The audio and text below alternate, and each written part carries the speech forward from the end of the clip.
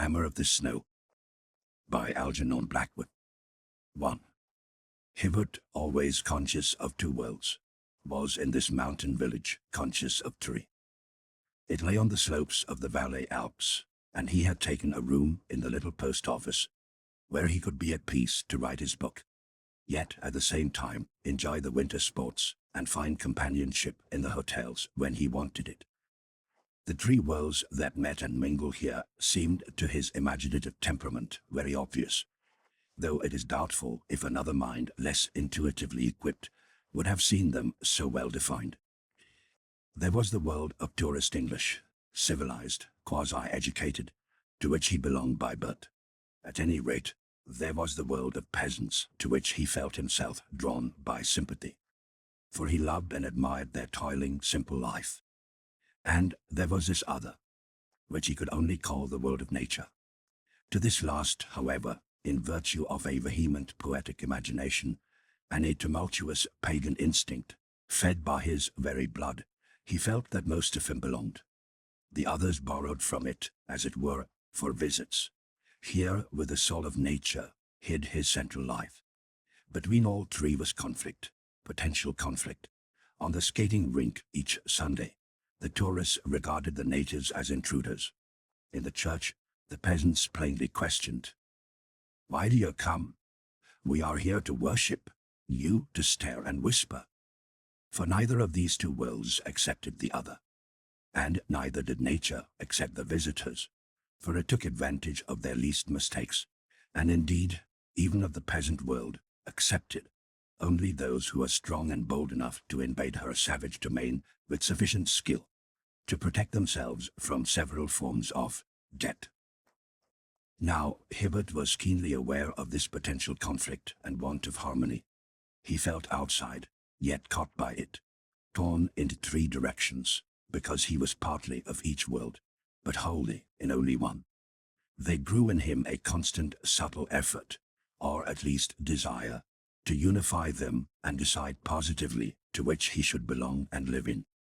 The attempt, of course, was largely subconscious.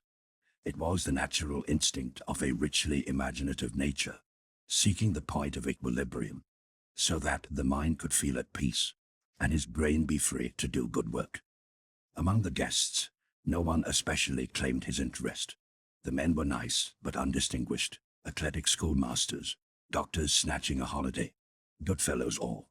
The women equally various, the clever, the would-be fast, the dared to be dull, the women who understood, and the usual pack of jolly dancing girls and flappers. And Hibbert, with his 40-odd years of thick experience behind him, got on well with the lot. He understood them all. They belonged to the definite, predigested types that are the same the world over, and that he had met the world over long ago. But to none of them did he belong. His nature was too multiple to subscribe to the set of shibboleths of any one class, and since all liked him and felt that somehow he seemed outside of them, spectator, looker-on, all sought to claim him. In a sense, therefore, the three worlds fought for him, natives, tourists, nature. It was thus began the singular conflict for the soul of Hibbert. In his own soul, however, it took place. Neither the peasants nor the tourists were conscious that they fought for anything, and nature, they say, is merely blind and automatic. The assault upon him of the peasants may be left out of account, for it is obvious that they stood no chance of success. The tourist world, however, made a gallant effort to subdue him to themselves.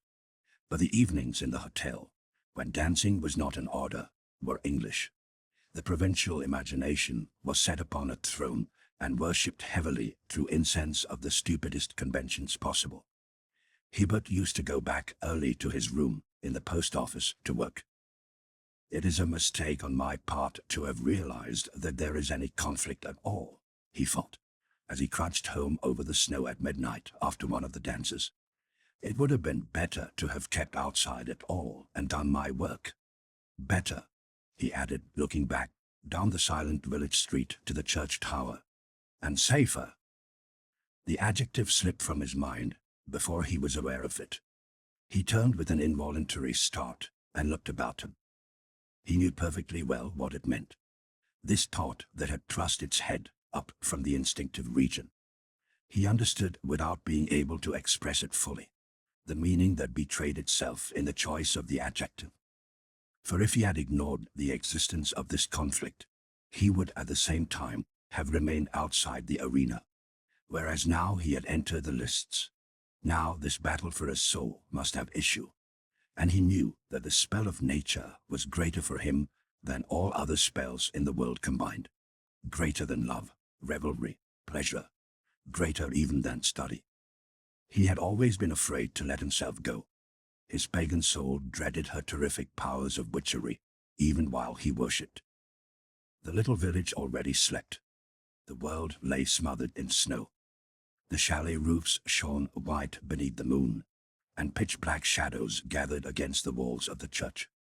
His eye rested a moment on the square stone tower, with its frosted cross that pointed to the sky, then traveled with a leap of many thousand feet to the enormous mountains that brushed the brilliant stars. Like a forest rose the huge peaks above the slumbering village, measuring the night and heavens. They beckoned him, and something born of the snowy desolation, born of the midnight and the silent grandeur, born of the great listening hollows of the night, something lay twixt terror and wonder, dropped from the vast wintry spaces down into his heart and called him. Very softly, unrecorded in any word or thought his brain could compass, it laid its spell upon him. Fingers of snow brushed the surface of his heart. The power and quiet majesty of the winter's night appalled him.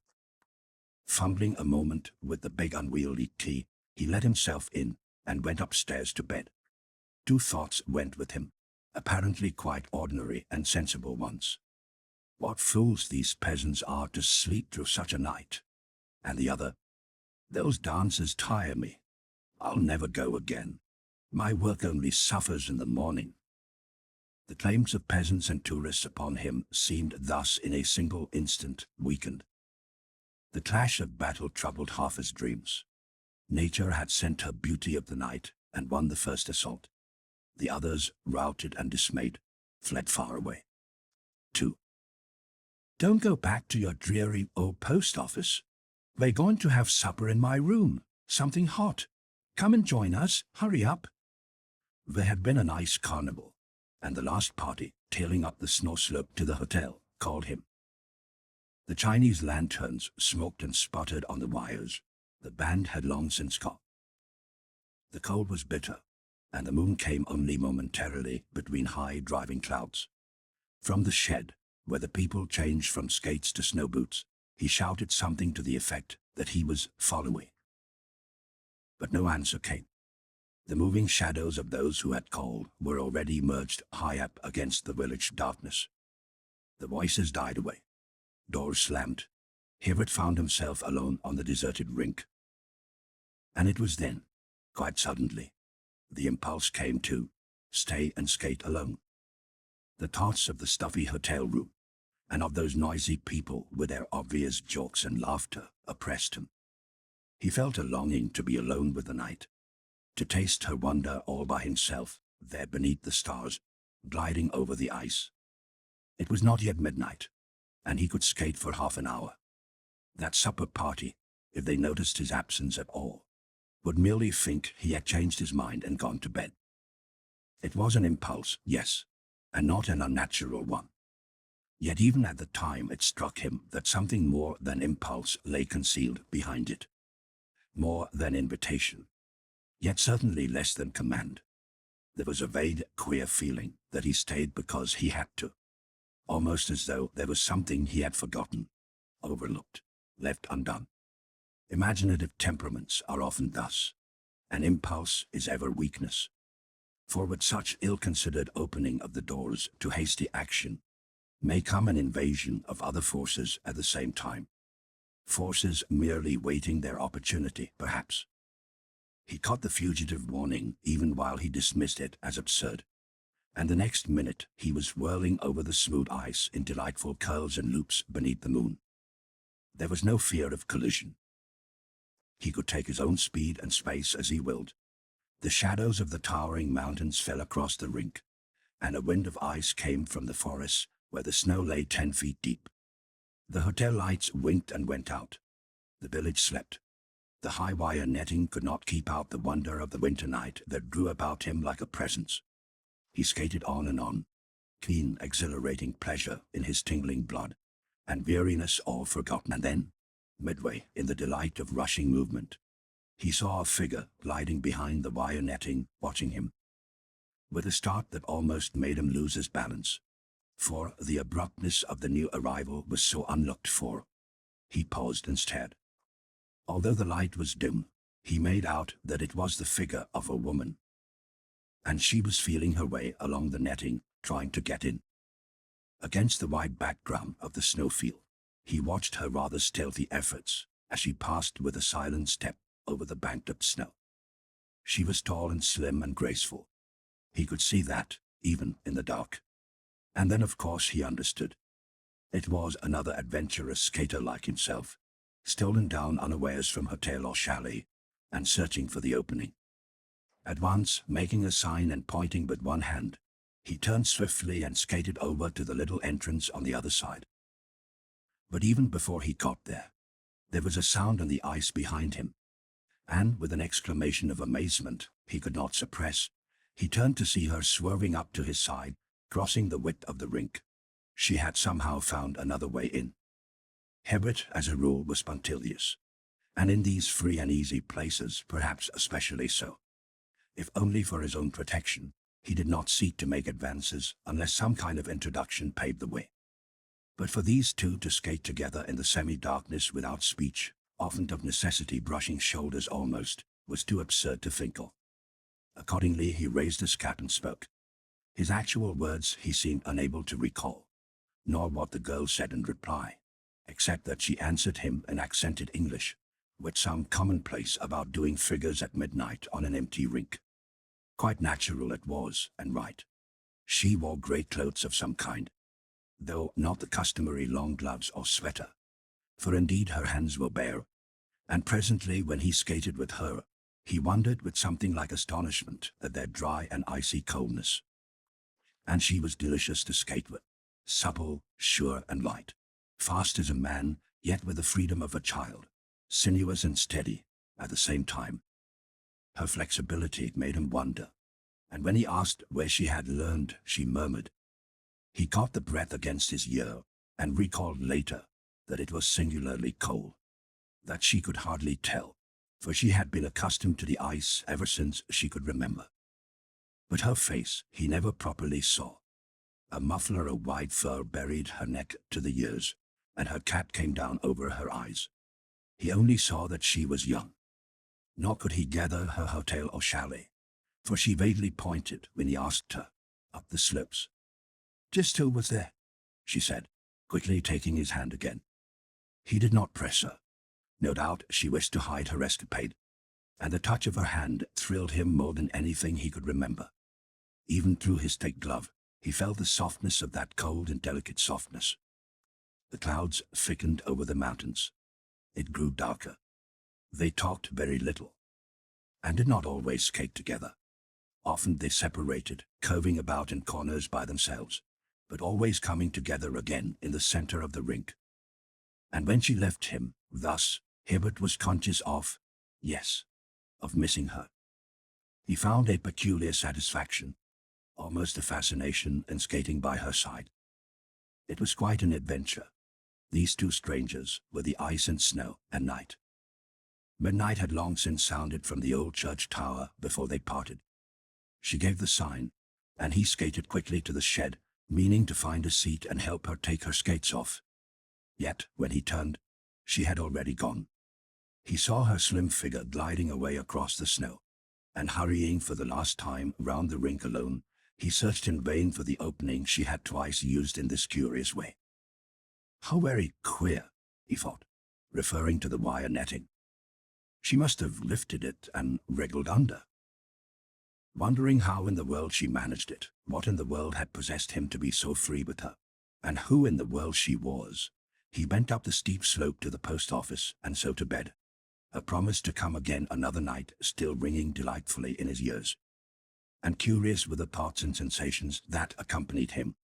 Most of all, perhaps, was the half-suggestion of some dim memory that he had known this girl before, had met her somewhere. More, that she knew him. For in her voice, a low, soft, windy little voice it was, tender and soothing for all its quiet coldness, there lay some faint reminder of two others he had known, both long since gone. The voice of the woman he had loved, and the voice of his mother. But this time, through his dreams, there ran no clash of battle. He was conscious, rather, of something cold and clinging that made him think of sifting snowflakes, climbing slowly with entangling touch and thickness round his feet.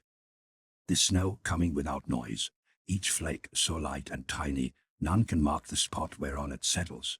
Yet the mass of it able to smother whole villages, wove to the very texture of his mind.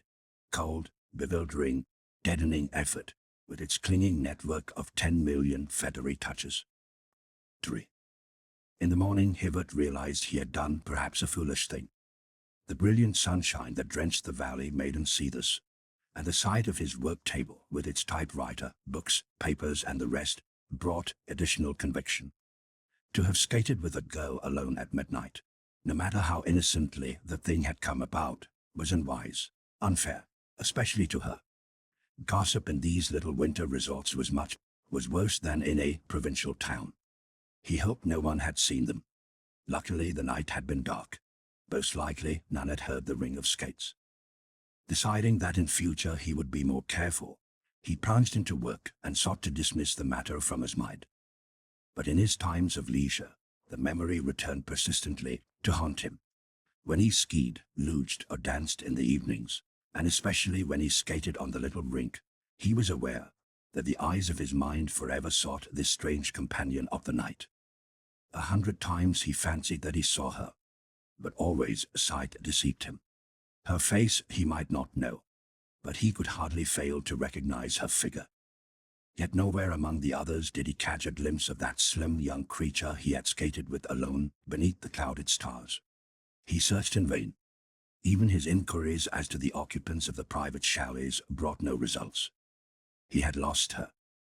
But the queer thing was that he felt as though she were somewhere close. He knew that she had not really gone. While people came and left with every day, it never once occurred to him that she had left. On the contrary, he felt assured that they would meet again. This thought he never quite acknowledged. Perhaps it was the wish that fathered it only. And even when he did meet her, it was a question of how he would speak and claim acquaintance, or whether she would recognize himself. It might be awkward. He almost came to dread a meeting, though dread, of course, was far too strong a word to describe an emotion that was half delight, half wondering anticipation. Meanwhile the season was in full swing. Hibbert felt in perfect health, worked hard, skied, skated, luged, and at night danced fairly often, in spite of his decision. This dancing was, however, an act of subconscious surrender. It really meant he hoped to find her among the whirling couples. He was searching for her without quite acknowledging it to himself. And the hotel world, meanwhile, thinking it had won him over, teased and chaffed him. He made excuses in a similar vein, but all the time he watched and searched and waited. For several days, the sky held clear and bright and frosty, bitterly cold, everything crisp and sparkling in the sun. But there was no sign of fresh snow, and the skiers began to grumble. On the mountains was an ice crust that made running dangerous. They wanted the frozen, dry and powdery snow that makes for speed, renders steering easier, and falling less severe. But the keen east wind showed no signs of changing for a whole 10 days. Then suddenly, there came a touch of softer air, and the weather-wise began to prophesy. Hibbert, who was delicately sensitive to the least change in earth or sky, was perhaps the first to feel it. Only he did not prophesy. He knew through every nerve in his body that moisture had crept into the air, was accumulating, and that presently a fall would come. For he responded to the moods of nature like a fine barometer. And knowledge this time brought into his heart a strange little wayward emotion that was hard to account for. a feeling of unexplained uneasiness and disquieting joy. For behind it, woven through it rather, ran a faint exhilaration that connected remotely somewhere with that touch of delicious alarm, that tiny anticipating dread that so puzzled him when he thought of his next meeting with the skating companion of the night. It lay beyond all words, all telling, this queer relationship between the two. But somehow the girl and snow ran in a pair across his mind. Perhaps for imaginative writing men, more than for other workers, the smallest change of mood betrays itself at once. His work at any rate revealed the slight shifting of emotional values in his soul. Not that his writing suffered, but that it altered, subtly, as those changes of sky or sea or landscape that come with the passing of afternoon into evening, imperceptibly. A subconscious excitement sought to push outwards and express itself. And, knowing the uneven effect such moods produced in his work, he laid his pen aside and took instead to reading that he had to do. Meanwhile, the brilliance passed from the sunshine. The sky grew slowly overcast. By dusk, the mountain tops came singularly close and sharp. The distant valley rose into absurdly near perspective. The moisture increased, rapidly approaching saturation point, when it must fall in snow. Hibbert watched and waited. And in the morning the world lay smothered beneath its fresh white carpet. It snowed heavily till noon, thickly, incessantly, chokingly, a foot or more. Then the sky cleared. The sun came out in splendor. The wind shifted back to the east, and frost came down upon the mountains with its keenest and most biting tooth. The drop in the temperature was tremendous, but the skiers were jubilant. Next day the running would be fast and perfect. Already the mass was settling, and the surface freezing into those moss-like powdery crystals that make the ski run almost of their own accord, and with a faint sishing, as of a bird's wings, through the air. For that night there was excitement in the little hotel world. First because there was a ball costume, but chiefly because the new snow had come. And Hibbert felt drawn to go. He did not go in costume, but he wanted to talk about the slopes and skiing with the other men, and at the same time. There was the truth, the deeper necessity that called.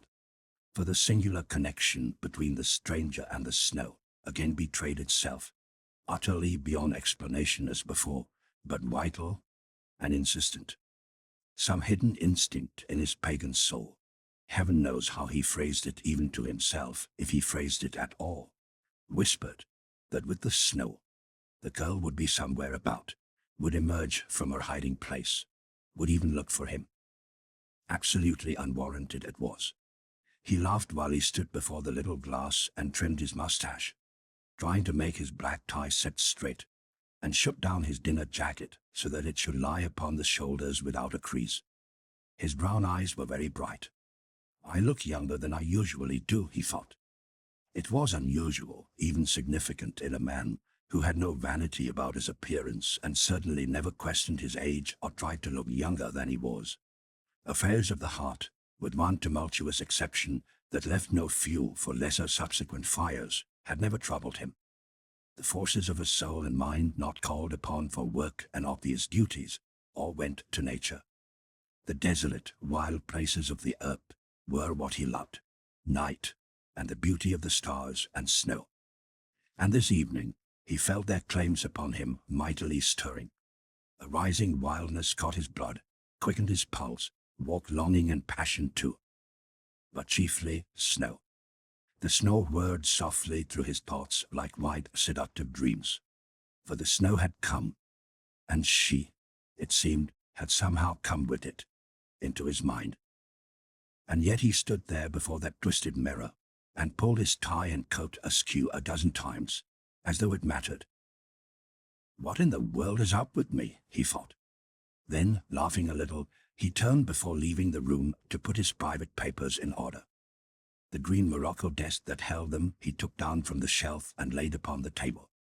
Tied to the lid was the visiting card with his brother's London address, in case of accident.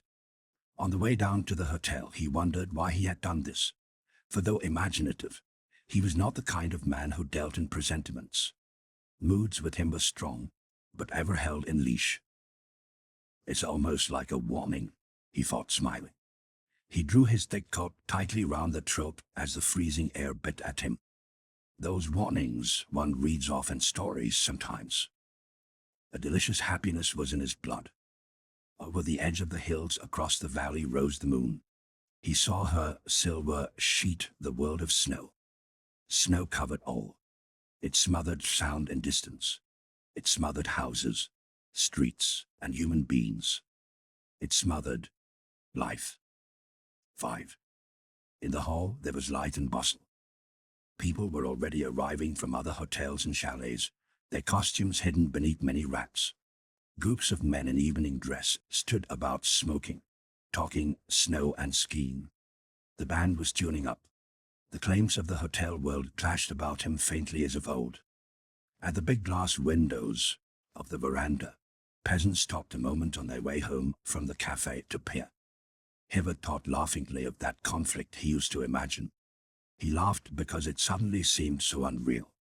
He belonged so utterly to nature and the mountains, and especially to those desolate slopes where now the snow lay thick and fresh and sweet, that there was no question of a conflict at all.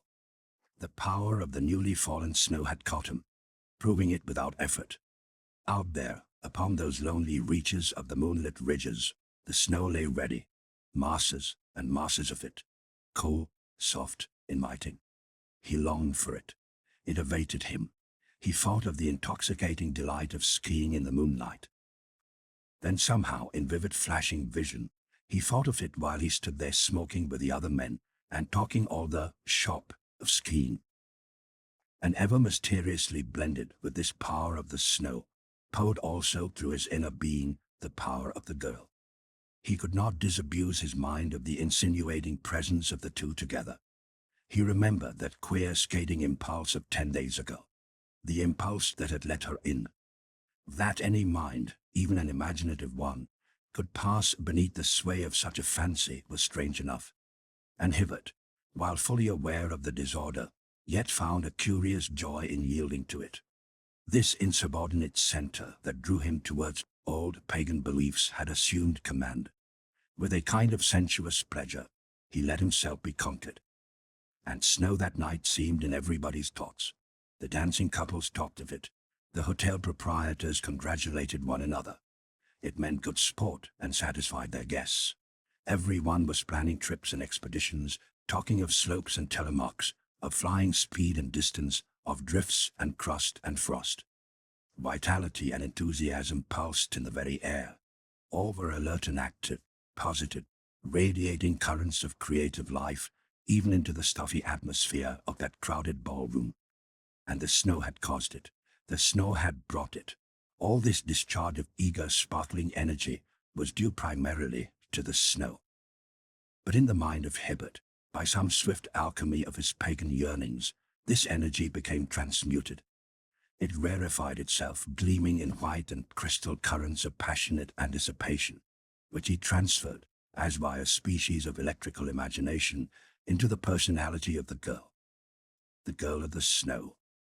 She somehow was waiting for him, expecting him, calling to him softly from those leagues of moonlit mountain.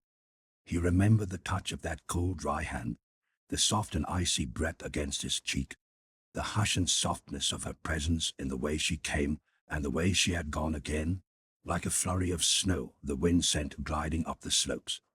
She, like himself, belonged out there.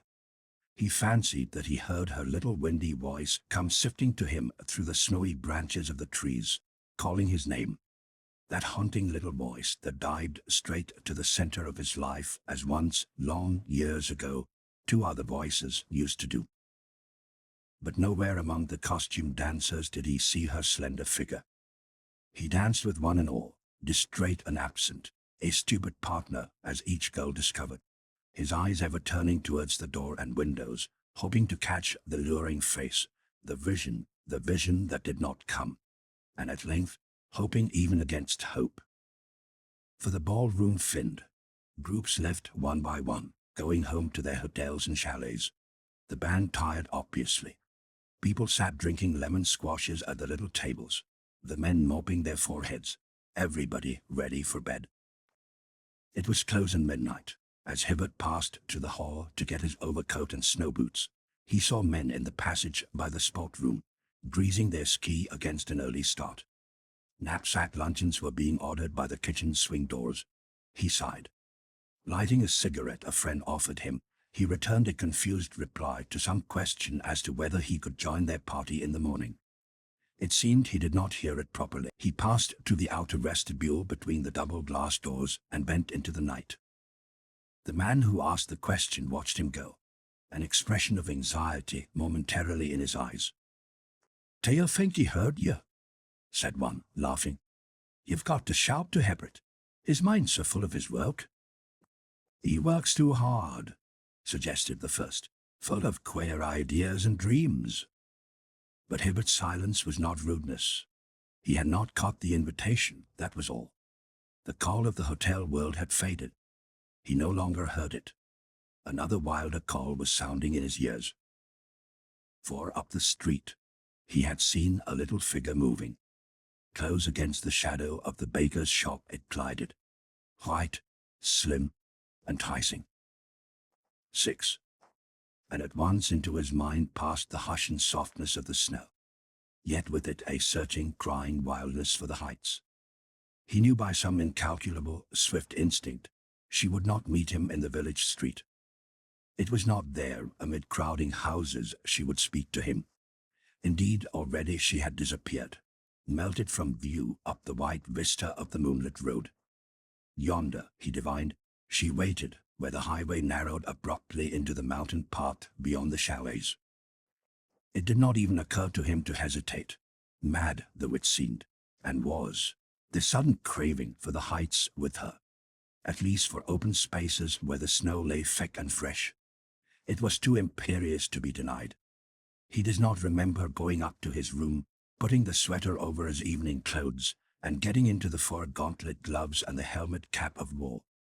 Most certainly, he had no recollection of fastening on his ski. He must have done it automatically. Some faculty of normal observation was in abeyance, as it were. His mind was out beyond the village, out with the snowy mountains and the moon. Henri the Fargo, putting up the shutters over his cafe windows, saw him pass and wondered mildly. "A monsieur qui fait du ski à cette heure? Il est anglais, don?" He shrugged his shoulders, as though a man had the right to choose his own way of death.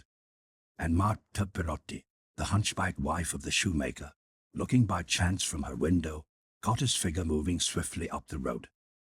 She had other thoughts, for she knew and believed the old traditions of the witches and snow beings that steal the souls of men. She had even heard, 'twas said, the dreaded synagogue pass roaring down the street at night. And now as then she hid her eyes. "They've called to him, and he must go," she murmured, making the sign of the cross. But no one sought to stop him. Hibbert recalls only a single incident, until he found himself beyond the houses, searching for her along the fringe of forest where the moonlight met the snow in a bewildering frieze of fantastic shadows. And the incident was simply this, that he remembered passing the church. Catching the outline of its tower against the stars, he was aware of a faint sense of hesitation. A vague uneasiness came and went, jarred unpleasantly across the flow of his excited feelings, chilling exhilaration. He caught the instant's discord, dismissed it, and passed on. The seduction of the snow smothered the hint before he realized that it had brushed the skirts of warning. And then he saw her. She stood there, waiting in a little clear space of shining snow, dressed all in white, part of the moonlight and the glistening background, a slender figure just discernible. "I waited, for I knew you would come." The silvery little voice of windy beauty flowed down to him. "You had to come." "I'm ready," he answered. "I knew it too." The world of nature caught him to its heart in those few words, the wonder and the glory of the night and snow. Life leaped within him. The passion of his pagan soul exulted, rose in joy, flowed out to her. He neither reflected nor considered, but let himself go. like the veriest schoolboy in the wildness of first love. "Give me your hand," he cried. "I'm coming." "A little farther on, a little higher," came her delicious answer. "Here it is too near the village and church." And the words seemed wholly right and natural. He did not dream of questioning them. He understood that, with this little touch of civilization in sight, the familiarity he suggested was impossible. Once out upon the open mountains, mid the freedom of huge slopes and towering peaks, the stars and moon to witness, and the wilderness of snow to watch, vacant tastes and innocence of happy intercourse, free from the dead conventions that imprison literal minds. He urged his pace, yet did not quite overtake her.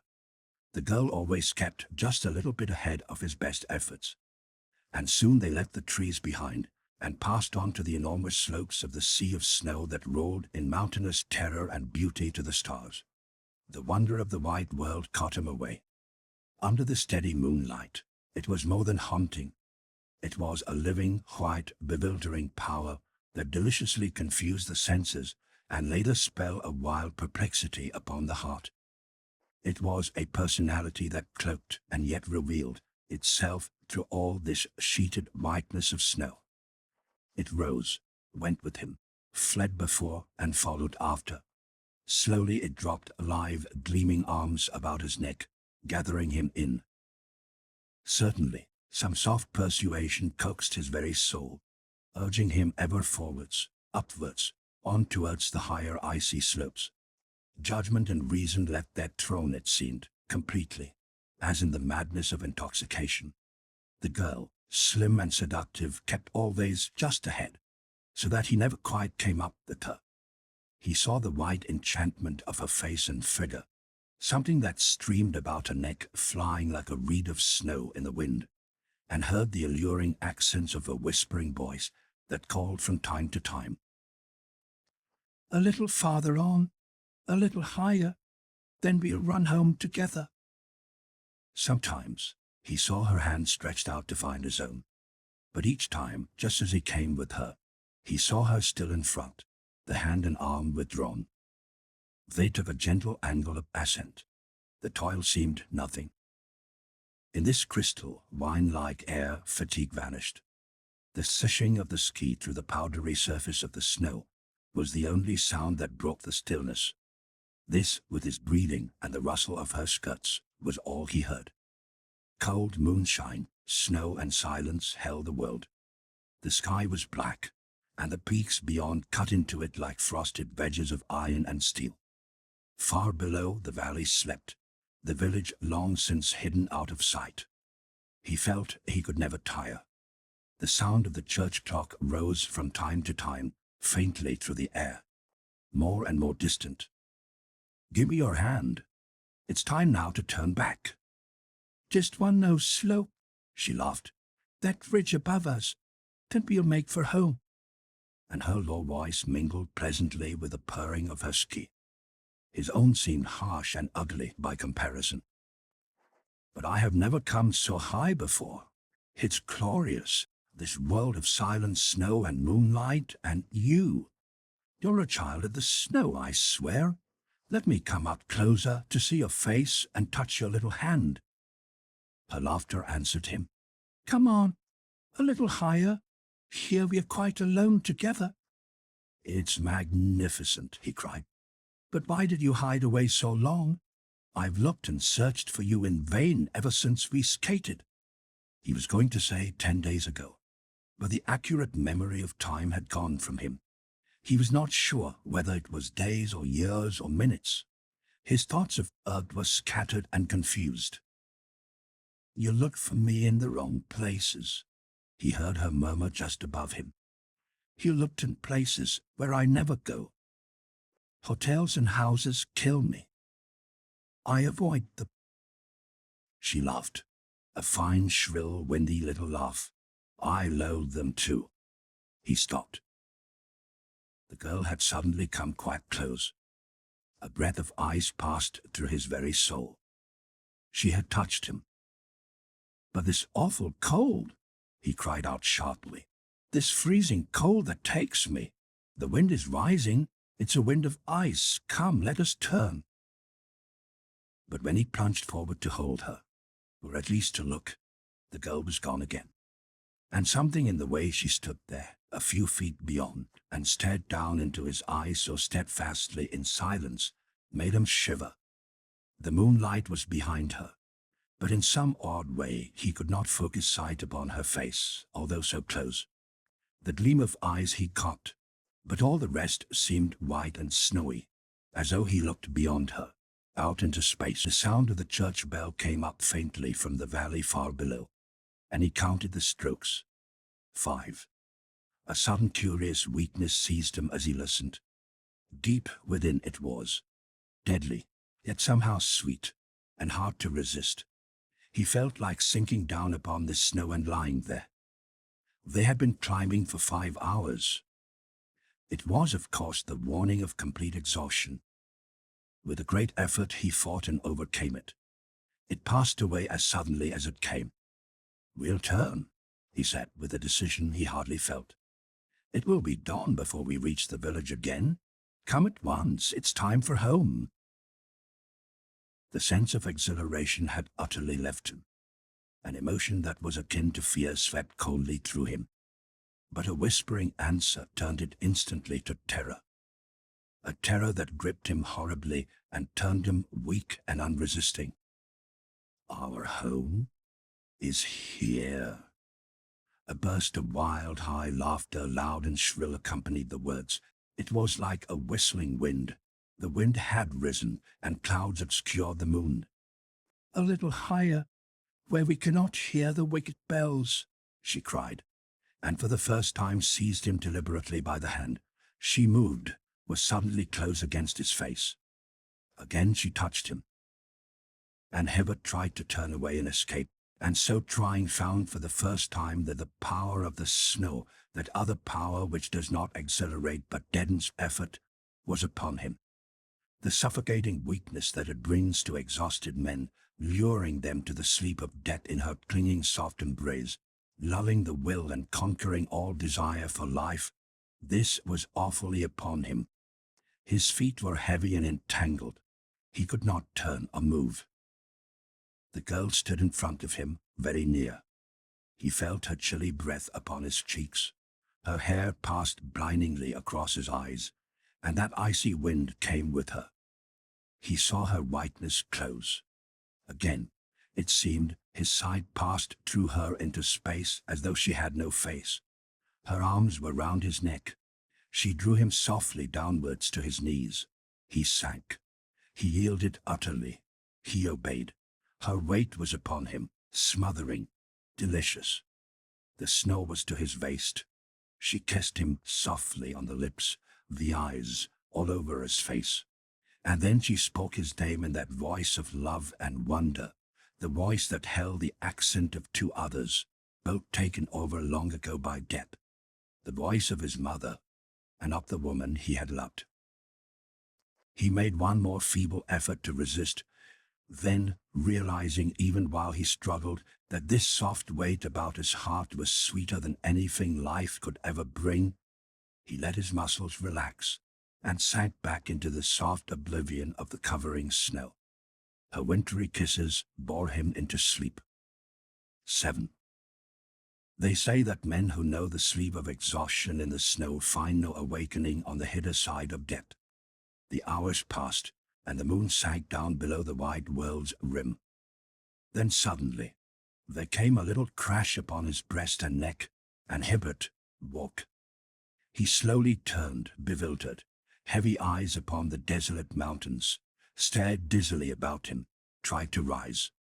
At first his muscles would not act. A numbing, aching pain possessed him. He uttered a long, thin cry for help, and heard its faintness swallowed by the wind. And then he understood vaguely why he was only warm, not dead. For this very wind that took his cry had built up a sheltering mound of driven snow against his body while he slept. Like a curving wave it ran beside him. It was the breaking of its overtoppling edge that caused the crash, and the coldness of the mass against his neck that woke him. Dawn kissed the eastern sky. Pale gleams of gold shot every peak with splendor. But ice was in the air, and the dark and frozen snow blew like powder from the surface of the slopes. He saw the points of a ski projecting just below him. Then he remembered. It seems he had just strength enough to realize that, could he but rise and stand, he might fly with terrific impetus towards the woods and the village far beneath. The ski would carry him. But if he failed and fell? How he contrived it, Hibbert never knew. This fear of death somehow called out his whole available reserve force. He rose slowly, balanced a moment, then, taking the angle of an immense zigzag, started down the awful slopes like an arrow from a bow.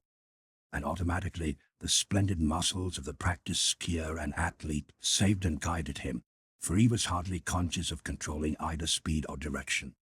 The snow stung face and eyes like fine steel shot. Ridge after ridge flew past. The summits raced across the sky. The valley leaped up with bounds to meet him.